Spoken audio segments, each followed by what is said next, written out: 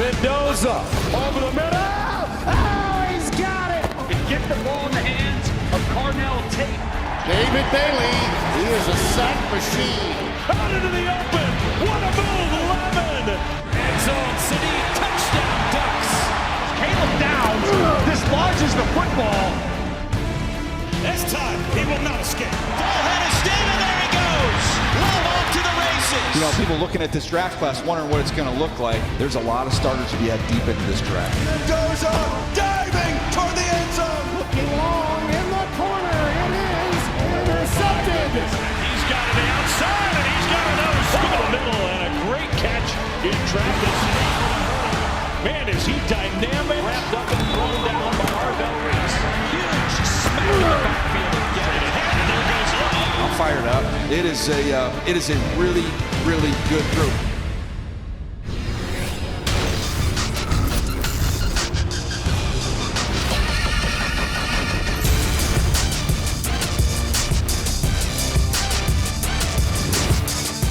We're inside single digits for the NFL draft. There are 2 more mock draft lives after this one. So really just one more. This is the second, and then so you got 60 minutes here. Another mock. Lance Zierlein, Bucky Brooks, Mike Am with you. This is the show where we go through everyone's mocks on NFL.com. We've been doing that the last couple weeks. We've been putting you guys under the microscope with some of your selections. Some of our other experts have stopped by. This week, Lance, though, we're going to do things a little bit differently. You and Buck are going to be alternating picks. It's almost going to feel like like the real, actual NFL draft. So are you ready for this? Let's go. I'm ready to do it. Listen, this is my favorite thing because Bucky obviously has no idea what I'm getting ready to throw at him. So we'll find out how nimble he is on his feet.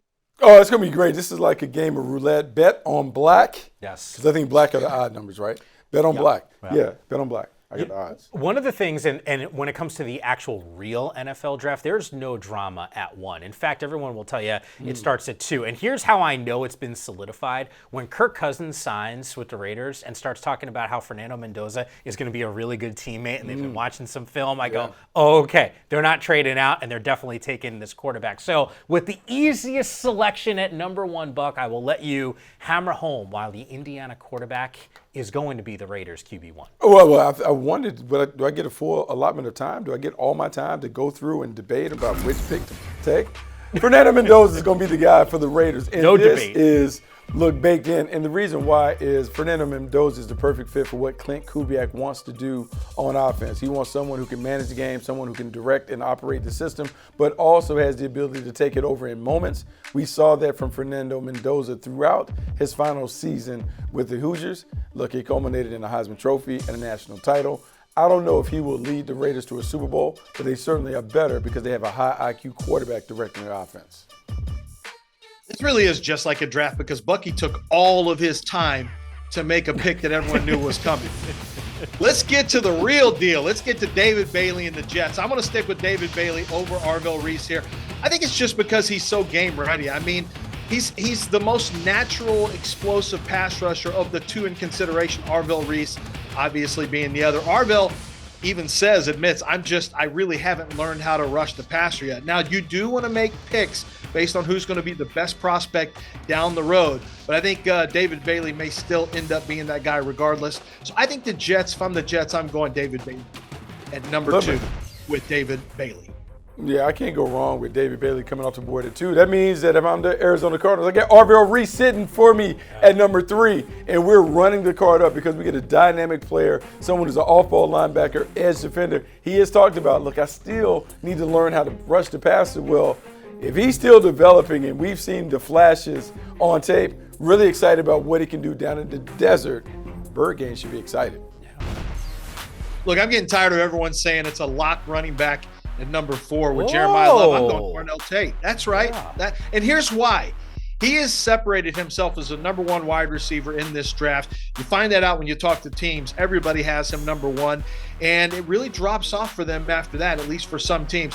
I think if you look at Ridley, you look at Wan'Dale Robinson, who they added, they're nice, but you could use one more target in there to help their quarterback. Now, Love fits that mold as well in terms of helping the quarterback, but I like Carnell Tate in this spot at number 4. Yeah, Cornell Tate is terrific. But this is the guy, the best player in the draft, in my estimation, is Jeremiah Love. For him to be sitting there with the New York Giants at 5, we have to take him. Remember, the Giants have not been the same since Saquon Barkley left and went to the rival. We want to close the gap on the competition. Dynamic back in the backfield, making things happen as a runner and receiver. The ultimate offensive weapon. Now I get to put him in the backfield with Cam Scattergood and Jackson Dart.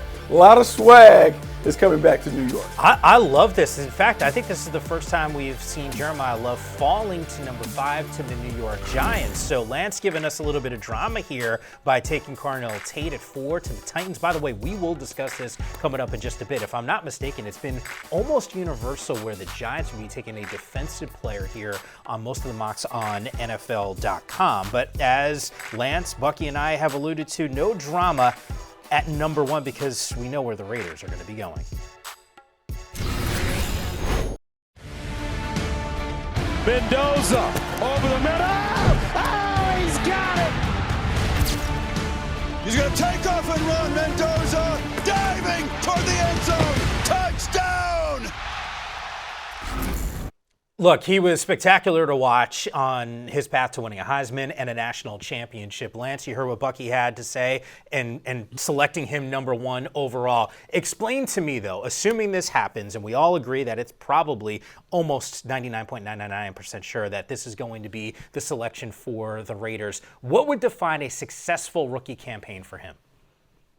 Well, I don't think it's necessarily about statistics. First of all, let me just say that I think it's really about, do you get teammates to buy in? Do they rally around him? Does he play with poise in the face of adversity? Because he's sure to face plenty of adversity for the Raiders. So how does he do with adversity? How does he grow inside that offense from, let's say, week 5 to week 15? What kind of growth are we seeing in the first, second, and third stages of that schedule?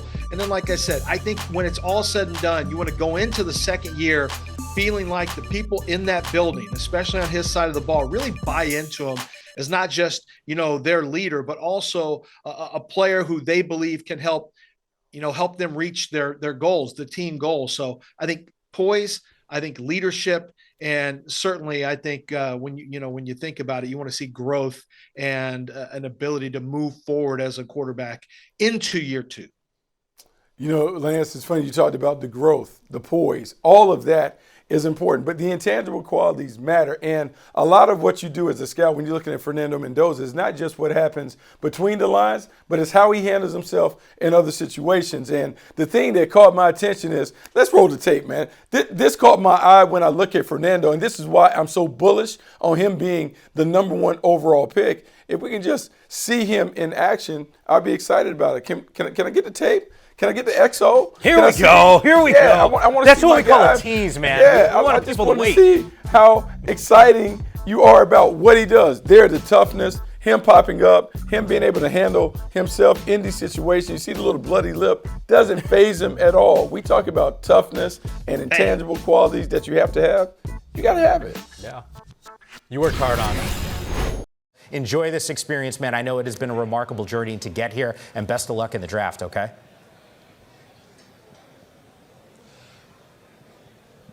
Not gonna lie, I lost you there with audio. But it's okay, Fernando. I will say you rocked it, man. I can't hear you, but I will say whatever you're saying, you look great saying it.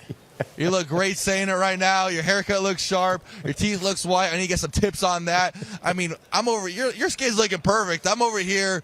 I'm looking like a radar right now. No. Pale red. I mean, I'm all over the place. So, whoever's doing you. Shout out to you, and if you have a wife, congrats to her. I mean, that's what we like. Like, so here is what I've seen from Fernando along the way. It's not only what he does between the lines, but it's how he takes care of everyone around the program. We talked at the pro day, how he's directing his teammates. We saw the interaction with Yammer where he talked about him and the perfect white tee. Yeah, just everything. Fernando just makes the organization better because he makes everybody feel better about the roles that they're in. Kudos to you, Yammer. Yeah. I'll take it. He was fun to watch. He was fun to actually interact with, especially when he couldn't hear me. And look, Lance, you know this. When you're evaluating quarterbacks, like, can you think on your feet? Can you do some of the off-platform stuff? When it's unscripted out there, like Mahomes? That's his version of it during an interview. Well, any situation is an opportunity to show that you've got poise. I want to bring up something about toughness. So it made me think of this. You remember when Joe Burrow had his wig split in the playoff game the year before he went off? And they said that was when the whole team – and he got up and lived. Not only lived, but finished the game strong. And supposedly the entire team rallied. And that was the moment where everyone's like, okay, we're all in on Joe Burrow. And we know what happened the next year. So – Fernando's a tough dude. I'm glad you showed those in your XO that you spent hours cutting up, Bucky, because that toughness really does translate on the field in terms of players buying in. You know, when it comes to these first few selections here, once again, no drama at one. Lance gave us something to talk about because he had the Titans passing on Jeremiah Love and going with Tate. I know anything can happen, but how realistic do you think that path is for Tennessee? It could be a realistic possibility. It depends on where they want to kind of butter their bread, as they say. Like, do you want Cam Ward to be the driving force of this offense by making sure you're surrounding him with big-time playmakers on the perimeter? You got Wan'Dale Robinson coming over, you re-sign, or you bring in Calvin Ridley back. Now you go and get a young playmaker that can grow into that number one receiver role. That might help Cam Ward. Now, I have a preference for Jeremiah Love because I think the running game is essential, and that alleviates some of the pressure on the young quarterback. But I don't hate it. I don't hate Carnell Tate going to the Tennessee Titans. No, I had Tate there in like my first mock. Then he ran a little slower, and I'm like, well, Jeremiah Love's the easy pick. We put him here, and it makes a lot of sense. As Bucky said, how do you like your bread butter, the running game or the passing game? The one thing is, in talking to teams, I think there's a growing consensus that Carnell Tate's going to, probably go inside those first 6 picks. And if that's the case, where do you slot him? Because there's some teams that really like him, and I just think he's a rock solid option. And if you drafted a quarterback with the first pick overall, I feel like you might want to grow it, on the outside. You can go find a running back. It's not the hardest thing in the world to find a running back. So I went in that direction. Plus, we got to mix it up a little bit. I'm tired of seeing Jeremiah Love at 4. Let's see how the dominoes fall when we have some adversity ourselves at pick number 4.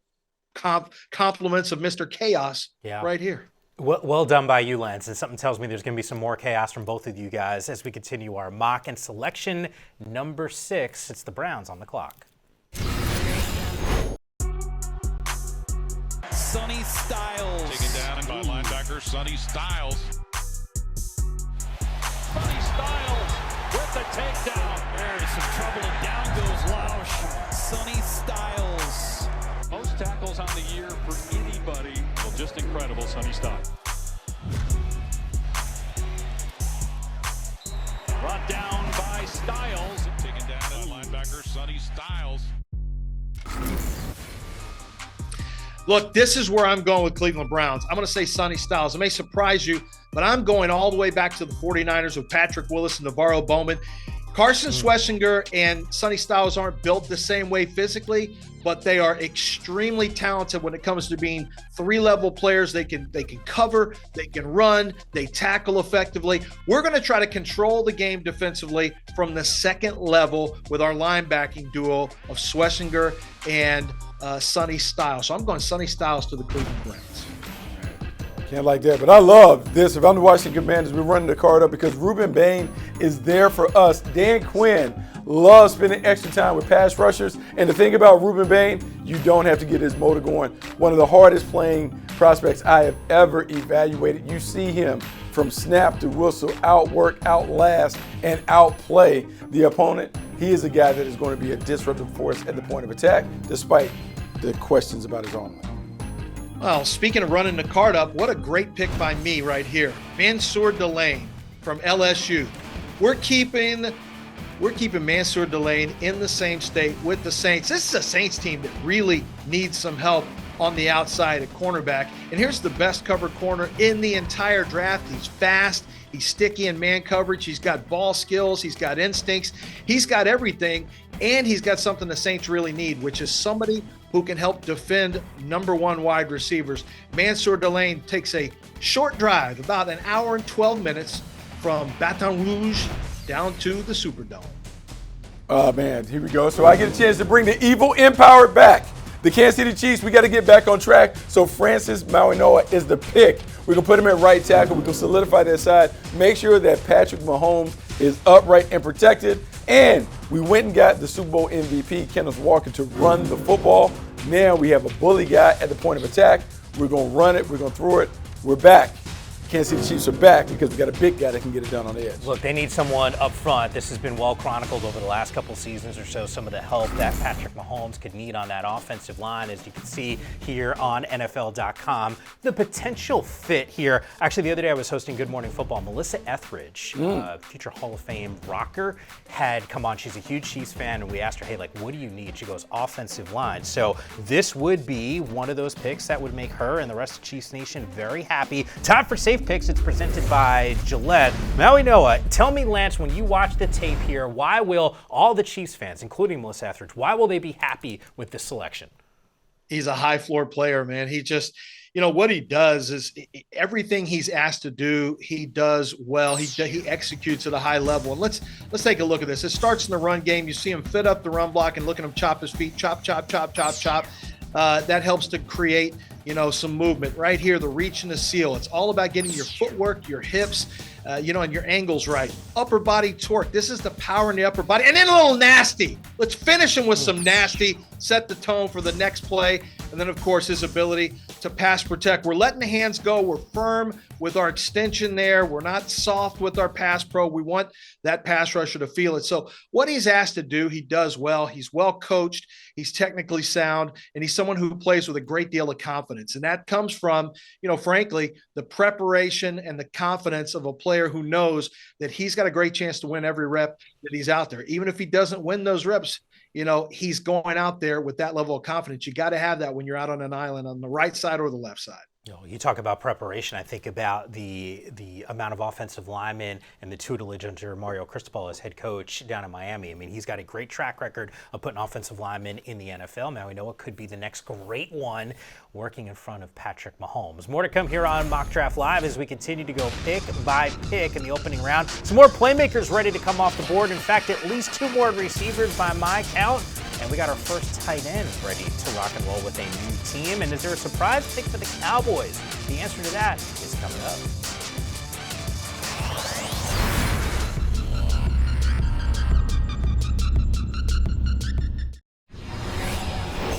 Well, back here on Mock Draft Live, we got another mock next week ahead of the NFL Draft, because just over a week to go before things get hot and heavy in Pittsburgh. You can catch all 7 rounds. Bucky Brooks, Lance Ernline, and myself got you covered here on the NFL Fast Channel. It all starts Thursday, April 23rd. We continue with our live alternating mock, and Lance, you're on deck here. Number 10, the selection going to the Bengals. Here I am keeping another Ohio State player in Ohio, but I got to do it. And I'm not doing this because I want him as a safety. I'm doing this because I see him as a potential nickel. There is a need for a nickel cornerback with the Bengals. There's a need for a player on defense that can really set a tone as well. And I think it would really work out. I love the addition of Brian Cook on the back end. I think that you can play. I believe, and I know actually, that when it comes to Caleb Downs, he can play that nickel role and really become an enforcer near the line of scrimmage as well. Look, man, I like that. But I love that you left me Jamar McCoy to go to the Miami Dolphins. This is a culture-setting pick for John Eric Sullivan, Jeff Hafley. Now we're going to get an instinctive corner who's feisty and physical on the perimeter. Great awareness and ball skills. We need to turn it over. On defense, he is going to help us get it done. Man, Fins, get a good one. And McCoy. Good athlete. Well, we at the Dallas Cowboys were hoping you wouldn't draft McCoy, but now that you have, I guess we'll move to plan B. There's no trades in this mock, so we'll go with Keldrick Falk. Listen, Keldrick Falk is not where he needs to be just yet, but he has some serious potential as a rusher. Body type-wise, he's still filling out. He's got great football character. They rave about him in the building, and I think he's going to be a substantially better player in 3 years than he is coming into the league. This is a pick for tomorrow, not just for today. Keldrick Falk is a Dallas Cowboy. All right, so this is interesting right now because I'm looking at DJ's edge rushers in his top 50. Now, when it comes to our mocks, Lance, I don't know if I've heard Falk's name come up this high to the Dallas Cowboys at 12. I mean, Messidor's name, Parker, TJ Parker's name, Cassius Howell, all come to mind here. So let's double down here. Explain to me why, considering how much talent there is at that edge spot, you like the Dallas Cowboys going in this direction. Well, first of all, that's how the board fell. And I don't love the board, and we couldn't make trades. And it was tough putting his name down there. That feels too early, but that's what happens. You have to have contingencies. This is why I like alternating mocks. But I do like Keldrick Falk. I do think Keldrick Falk is going to get 10 to 15 pounds heavier with good muscle. I think he's still learning to rush. You're going to use him as a base end and then reduce him down to rush inside, or you can play an odd front and play him as a 4-eye or a 5 technique. I think there's a lot of upside and potential right now for Keldrick Falk because he's a hard worker and he has some impressive length and athletic traits. I will tell you, some of the NFL contacts that I've spoken to over the last couple of weeks, I think they believe Falk is going to go higher in this draft than maybe some of us in draft media believe. So that's something to keep an eye on, and it did influence my pick here at number 12 for Dallas. Oh, I like that. Yeah, the thing about Falk is he is just a unique specimen. You talk about someone who is 6'6", you saw the length, the athleticism. And as a scout, you're always trying to dig in the background to see what could he do. When I dig in his tape and I just look and I see a guy who can hoop, a true hooper. Now, I'll say this. Everybody thinks they can do it, but when you can take it off the bounce and go yam one, I like it. I mean, it's just being able to just tear it all the way down. Falk. Now remember, years ago they had a guy like Marcus Spears, whose son is a top-rated basketball player. I just see the athleticism, and it just makes me think that he could be the guy. You taking that charge, by the way? Oh, no, we don't. I'm not standing in front of there. We don't play defense. We're offense only. We're a one-way player, not a two-way player. No, I'm with you there. Meanwhile, by the way, the mock, our alternating mock continues to roll on here. How about this? We got our second wide receiver coming off the board here, Bucky, and you like this guy in Jordan Tyson. Imitation is the highest form of flattery, and so sometimes if you're the LA Rams and you saw the confetti fall on your rival, the Seattle Seahawks, you're like, I want someone that can give us that. And I look at what JSN did for the Seahawks, and I think Jordan Tyson can do the same thing for the Rams. Outstanding route runner, terrific pass catcher, outstanding ball skills. Injuries are a concern, but if healthy, there's no doubt he is wide receiver 1 in this draft. Man, we get a chance to get him in LA. Party. I got an easy plug and play here. Venga Ioane, the left guard from Penn State, going to a team that really needs guard badly in the Baltimore Ravens. Got to keep that run game tight. It helps out Lamar Jackson when you can run the ball, be effective. Got to be able to pass protect. This is clearly the best guard in this draft. He is a very rock-solid player, one of the more safe picks in the draft as well. And I think you can plug him in and get very good productivity and consistency from him starting in week 1. So easy pick for the Ravens at number 14. Now, you talk about easy picks. Doesn't get much easier than this. Kenyon Sadiq going to the Tampa Bay Buccaneers. And I know Todd Bowles wants to get a bunch of defenders to fix this defense, to get that defense playing at an elite level. But how could you pass up an opportunity to get a playmaker over the middle of the field to help Baker Mayfield? Sadiq is a mismatch creator. He's a big playmaker. This takes this offense to another level. We just lost Mike Evans, so we need someone that can feel that production down in the red zone. Kenyon Sadiq is going to be a big-time player at the next level. Bucky, you have kids, you know this. When you have a baby, you're bringing them home. You want to make sure before you even bring a baby home, you got to get the room right? The crib right. You got to feather the nest. That's what we're doing here with Mekhi Lemon. We got to get a passer. I already understand our little baby quarterback's not coming home until probably next year in the draft. And so we're going to feather that nest with a very good pass catching option here. He is super competitive, runs smart routes. He's got great hands. He wins contested catches. We're making a pick right now that is going to help our quarterback next year when we take.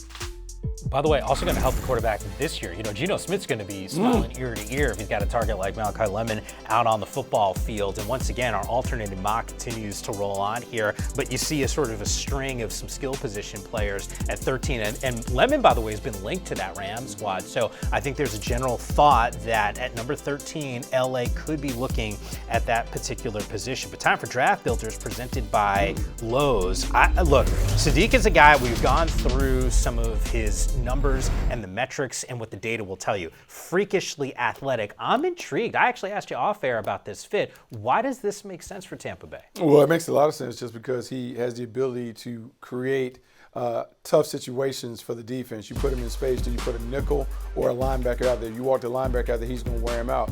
if he's lined up on a nickel. He's too big, he's too physical. He has the speed to take it down the middle, and he is underrated as a blocker. When we talked about in history where Kenyon Sadiq will rank over the recent tight ends that are in the draft, look, man, I think behind Brock Bowers, Ty Warren, Kenyon Sadiq is right there for me. Ahead of Kyle Pitts and some of the other ones that have gone on to have success. To me, this guy is the ultimate difference maker to put in the middle of the field. Lance, that's really high praise for this tight end. Do you see him in that conversation with some of the greats that we've seen in recent years? Yeah, I put grades on all these guys, so I'll just go with grades. Kyle Pitts is the highest graded. It hasn't turned out that way. Checked a ton of boxes, though. But then I had Ty Warren after that. Then Colston Loveland and Brock Bowers were right there. All those guys are really grouped together, to be honest with you. I have Sadiq a level below those guys, but he's above a lot of the others that I've had. So this is really, I think, a unique prospect because he acts as really, I think, a second or third receiver for you, even though you can line him up all over the field. So I think he's a unique toy for a creative play caller. And once again, that fit in Tampa Bay. I mean, this has been, in terms of the skill position in the wide receiver room, an embarrassment of riches over the last couple of years. Obviously, health has played a major part here, but would add some depth, another target for Baker Mayfield. But to get a closer look at Sadiq and get to know him a little bit more, we got you covered with his first draft. I think I bring a lot of versatility to the field. Explosive pass game. That is a big-time catch. He's a playmaker. Relentless. Kenyon City, touchdown, Oregon. Short yardage, goal line, any run scheme. 6'3", 245. He has great body control. He makes a lot of really difficult catches. Makes it look easy. Kenyon City, tight end, Oregon.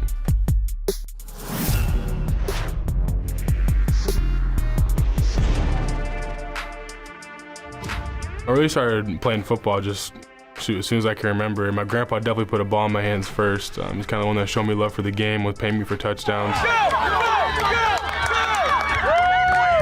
I was getting paid $20 a touchdown until I was scoring 5 touchdowns a game, and then he kind of had to cut back on it. Sadiq, touchdown! That's a big boy score for the Ducks. Being in a single-parent household, I really just played the father figure all my life. Him just really stepping up, showing me everything I really know, like what it is to be a man, fishing, working on cars, building stuff, really whatever it is, he showed me. Going into my sophomore season, he kind of just passed away unexpectedly, so it was definitely tough. I love him to death and, super thankful for this moment that he's allowed me to have. Before every game, I go down to the sideline and just say a prayer for my grandpa, let him know how much, I appreciate him and everything he's done for me.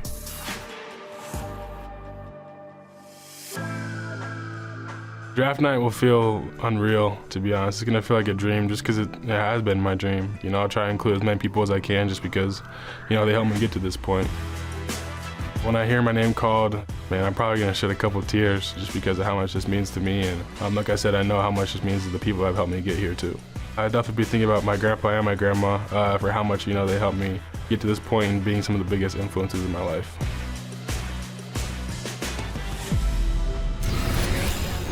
Phenomenal athlete and a great person. He's going to be a gem for whichever team drafts him. Meanwhile, Lance is about to go wild. You're going to be a run on offensive linemen. 5 of the next 7 picks, they are in, and it's the big boys up front. We got the details coming up on Mock Draft Live.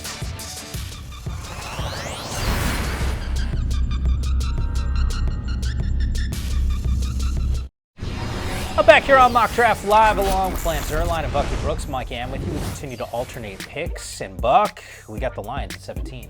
Monroe Freeland, this guy is shooting up the charts with the bullet because he's young, he's athletic, he has a lot of potential and talent. And when you look at the size, the length, and the way that he gets after it, considering 17 starts we're talking about as a collegian, the upside is there. And I'm thinking about the Detroit Lions needing a left tackle after Taylor Decker goes away. Now you have this young guy that can grow opposite Penei Sewell. This team can get back to dominating on offense. And by the way, the next selection at 18 goes to the Vikings. Lance actually has them going secondary. We'll talk about that in just a moment here. But checking in on number 19, it's another big fella. I love the bigs. You're going to notice this is a theme. I like offensive linemen. I like big guys that can bend well and move around. And Caden Proctor is an exceptional athlete when in shape.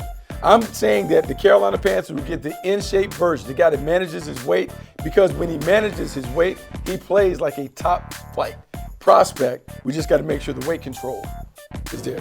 All right, well, we already saw the Cowboys get one pick at 12, and at 20, they have another selection, which we will talk about in just a moment here and get you some of those details. But the theme continues with some of the Mushroom Men at 21. That's right, I love the bigs. Here we go. I'm part of the Mushroom Society. Lance didn't know this, but they send me the newsletters. Caleb Lemieux going to the Pittsburgh Steelers. Pittsburgh Steelers have questions about Broderick Jones on the left side. Well, let's go get one of the most athletic left tackle prospects in the class. Lemieux can climb and get to the next level. He's sticky once he gets his hands on you.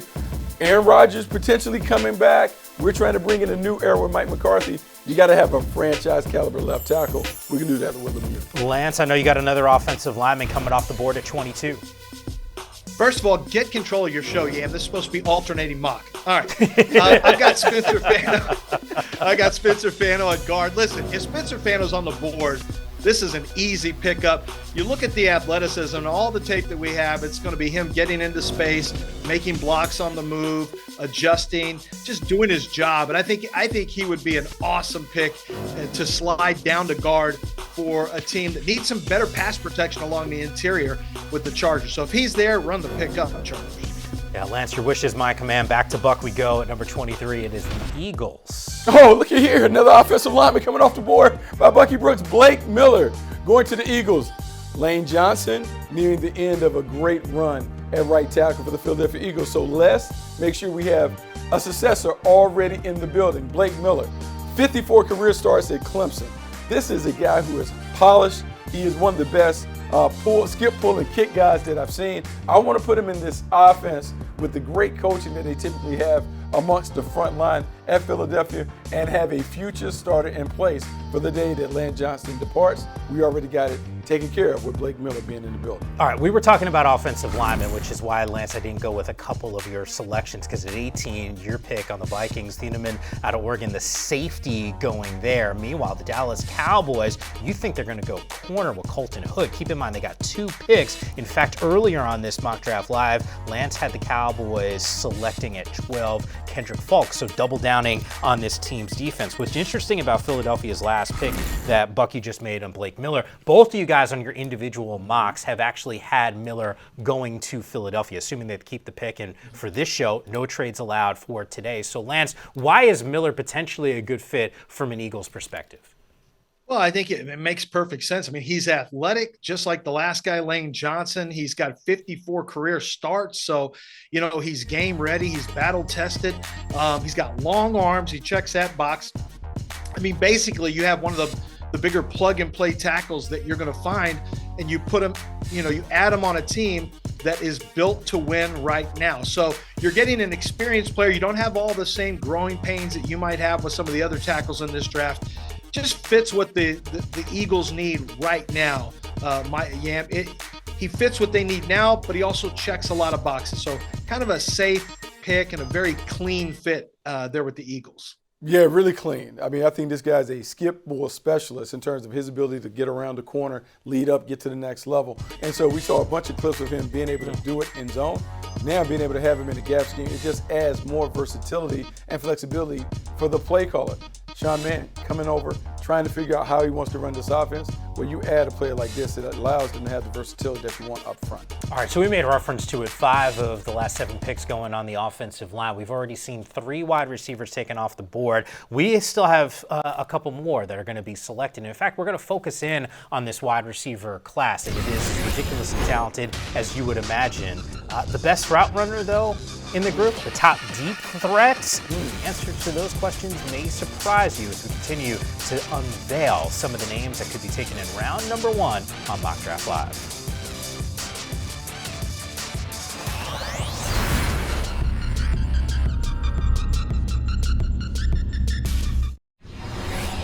Back here on Mock Draft Live, Bucky Brooks, Lance Ernline, and Mike Yam with you, continuing to alternate picks. And Lance, we got our 4th wide receiver coming off the board at 24. Yeah, Cleveland really needs a wide receiver, and this is a very talented one of the better separators in the entire draft. He's got very good quickness. He's a player that can make explosive plays. Even though he's not the fastest wide receiver, he plays fast. And there's some real love on the streets for KC Concepcion. But he's on the board for me, so I'll be more than happy to take him off with the Cleveland Browns right there at number 24. Well, let's go to Gardner, see if we can find a playmaker to put there in the back end. EMW, Emmanuel McNeil Warren, someone that can take the ball away, specializes in playing in the deep middle, but can also get down in the box, not afraid of the smoke, and will deliver the big plays when you need it. Dennis Allen would love to have a playmaker like that right in the middle of the action. We would go ahead and give him one from Toledo. Put him right in the Windy City. Buffalo Bills have added DJ Moore in the offseason. Khalil Shakir is a nice gadget player there from the slot, but I need a big that can win over the top and that can beat people up in the red zone as well. And Boston is one of those guys who can do that. He's got, he actually plays a little faster than, he times faster than he plays. I've talked to teams that have a telemetry reading on him of running in about the 4.4s. Now, he never ran a 40-yard dash, but they don't believe speed's going to be a problem. So I think he could end up being that big wide receiver they hoped Keon Coleman was going to be a couple years back. Yeah, nice. Amari Cooper going to the San Francisco 49ers. No more Brandon Ayuk, possibly, likely. So then you need another wide receiver that can run routes and make things happen with the ball in his hands. Omar Cooper is that guy, perfect complement. And if you know the Niners, you know that your receivers not only have to excel in the passing game, they need to be able to get dirty and physical in the running game. Omar Cooper is a champion. He understands the sacrifice that's needed. He'll make that happen while also being a clutch playmaker for the Niners. All right, so 27 picks now officially have been unveiled here on Mock Draft Live. And of the group, we have 6 wide receivers who have been taken off of the board. We'll lock it in now with that actual total. This is a very talented class. Would love to figure out in the margins, though, what separates some of these guys. Time for Cluster Buster when we focus in on this class. When I think about the best route runner, sometimes it's not the dude who's got that explosive speed. Maybe if you run a route like a technician, that might be good enough to give you some of that separation. Doesn't have to be a first-round guy. The entire class, who would you point to as the best route runner? Ted Hurst. And we could go to Ted Hurst because at the Senior Bowl, my phone was blowing up while we were at the East-West Shrine game. They were like, ooh, who's this guy from Georgia State? Tall, good-looking ex-wide receiver who's natural. Ted Hurst was the guy that we were talking about, winning consistently those one-on-one opportunities because he's so good with his balance and body control, getting in and out of his breaks, great hands. He is a number 1 receiver all day, a very natural playmaker because he can create separation with his route running ability. Yeah, I know both you guys like Hurst. His name has been thrown out here on Mock Draft Live more than a few times. Red zone target, Lance. If I need in a huge possession, I need a score. Game coming down to the wire. Who do you trust in the red zone? Look, from the 20 to the 20, Jacoby Lane from USC his game's kind of ho-hum, and all of a sudden when he gets in the red zone, it's magic. Like, it's unbelievable. Long arms, big hands. When you throw him a fade, it is a wrap, and you are going to see highlight after highlight after highlight. Those are those big hands you just saw in there. He's tough getting over the middle, as you see right there, but what really impresses me is once you throw him that fade, he's got the ability to really pin, another one, and another one. He's got the ability to pin corners, so he's just got a tremendous feel. There's a real skill to catching in the red zone and to winning the catch point late. And he's got late separation ability along with tremendous ball skills and the ability to use his frame and body, to create space. And when you get in the red zone, man, it is a wrap. He caught a touchdown. Bucky, you say you want guys that put it in the paint. He put it in the paint one time every 5.5 catches. That is a serious touchdown conversion ratio. By the way, we just showed the highlight rip for Lane. I'm about to ask you who's got the best hands. I feel like after seeing some of those, it almost feels like he's got to be the answer. Don't worry about it. I got you. Okay. Let's go Malachi Fields, because I told you the text chain was going crazy about what was happening down at the Senior Bowl. Malachi Fields was also the buzz. We're going to show his stuff from Notre Dame. But don't worry about it. He makes it happen. He can go and get it off the rim. He can do all those things that you basketball guys like to see and contest. He can make it happen. And not only did he do it at Notre Dame, he did for 4 years at Virginia. I mean, there is a reel of just outstanding plays and catches that he makes. Very natural, acrobatic. And I know we talk about Jacoby Lane making it happen down in the red zone. This guy, too, is terrific down in the painted area. So the short answer is there's more than a few options for at the wide receiver spot. Lance, speed kills, man. If I said best deep threat, who could get behind that defense? Who's your go-to wide receiver? I'm going Chris Brazzell of Tennessee. We haven't talked about him much, but probably should. 6'3" and 198 pounds of serious 4.37 speed down the field. When I want a deep target, I want somebody who can take the top off with speed, but I also want somebody who can kind of bully those smaller corners when the ball goes up in the air, and that's something that he can really do. Had 43%, over 43% of his catches this year went for 15 plus as explosive catches. So he lives vertically. That's something that Tennessee wide receivers has done. Of course, he has to break this trend of Tennessee wide receivers not showing out in the pros the same way as they do in college. But when it comes to deep threats, you may not find a bigger combination of height, weight, speed, and ability down the field than Chris Brazzell from Tennessee. Yeah, as you were talking about it, and I know you said he's got to break through sort of that perception. I'm immediately thinking about Jalen Hyatt and just some of the similarities there. Hopefully, we're talking about Brazzell having a whole lot of success. But we continue with our mock draft alternating picks. Lance, you're up here at 28. It's the Houston Texans. H-Town, stand up. Swarm time. That's what the defense loves. That's what DeMeco Ryans loves. I think Peter Woods played a little better in 24 than 25. We're going to put the weight back on, and we're going to eat up the gaps a little bit better. But he's got some real penetration ability. I think Peter Woods can come in and give you rotational snaps on a very good defense right off the bat. He'd be a good pick there at 28 for the Houston Texans.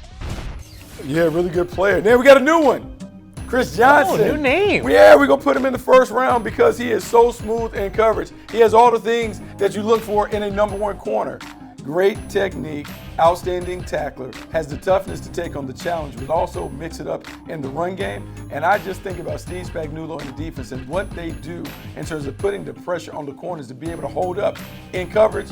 Chris Johnson is more than capable of being able to handle the responsibilities that they will put on him in Kansas City. Like that name. Yeah, I'm going Caden McDonald here. I think the Dolphins need help up the middle. The Dolphins need help in a lot of different directions. But let's go get the guy that I think is the best interior defensive tackle in this draft, Caden McDonald. I'm trying to rebuild my roster, and one of the ways to do it is I want to win on the trenches. The best way to do that is we're going to build from the interior. The best player on the board in the trenches right now, in my estimation, is going to be Caden McDonald. We'll plug him in. Young guy who's still getting a lot better as a football player. Okay, really good young player. I got another player for you. Max Ahanachor from Arizona State. We're going to see right here where we talk about being able to get on people, bullying. A guy who, look, he didn't really play football until he got to junior college, which is crazy. Basketball player. We see him working there. The New England Patriots need another body to play on the edges. Max Ahanachor, strong, physical, still growing and improving. He could develop into being quite an effective starter. And Mike Vrabel tested his core strength at that pro day workout in Arizona a couple weeks ago. You like the Hoopers. Well, Seattle won the Super Bowl, and then they lose their running back. So what we're going to do is we're going to go back to the well, grab a running back in Jadarian Price, who is clearly the number 2 back, and really a very capable, game-ready 3-down option here. If you want to continue to help Sam Darnold, the best way to do that is keep the running game strong, and I think that's something that Jadarian Price would do immediately in Seattle. So let's take Price, let's add to the running game, and let's get that 5th-year option on this running back, Jadarian Price.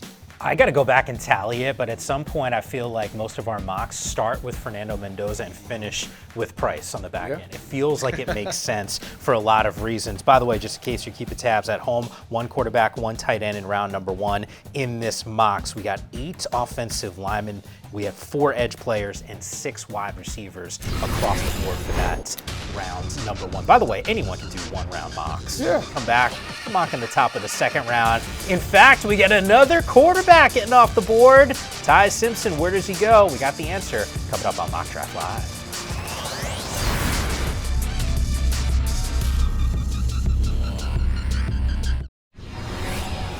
All right, back here on Mock Draft Live, we have given you round number 1 in our alternating mock. The reality is, if you missed any of it, we just gave you the answers of exactly what's going to happen in round number 1 of the NFL Draft. We continue with that theme. In the top of round number 2, it is the New York Jets, Bucky, at 33 that are on the clock. Which way do they go? Oh, we're just going to keep adding good players to the lineup. And I want Anthony Hill from Texas to come and be one of those linebackers that I can have groom behind Demario Davis, to have him teach him how to play the position. I know it's the top of the 2nd round, but we're talking about a starter here, someone who has 17 career sacks. He's versatile, can blitz, can cover. He has all the things we look for the New York Jets.